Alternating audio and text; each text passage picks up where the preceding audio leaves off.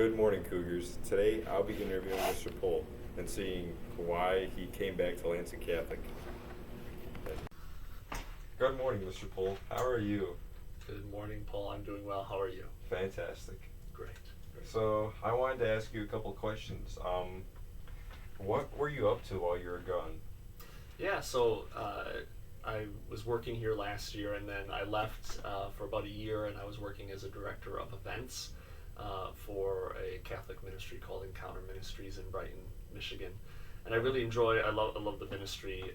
I went through their ministry school a few years ago, and Mr. Ioko, the president, and his wife are going through their school right now out in Brighton on Monday nights. And so I was helping with that, helping with like events across the country and around the world. And eventually it just became like a little too much. Like it was just a really big job, and commuting to Brighton and everything. And I love the city of Lansing, and I just couldn't see myself long term.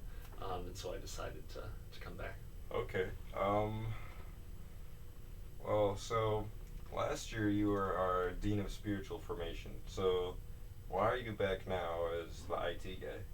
Yeah, so that's a really good question.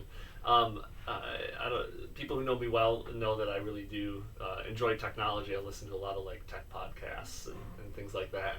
And that's always been kind of like a passion of mine as well. And so when I found out that Mr. Moore was retiring and this was a possibility, I talked to Mr. Ioko and kind of looked into whether I could work here in this capacity. So it might seem a little odd, but these are really two things. I love the Lord, and I love spiritual formation and everything, but I also love tech and helping out the school, and this is a great place to be and a great place to work, and love the people here. So yeah. All right, nice. Thank you. You're welcome.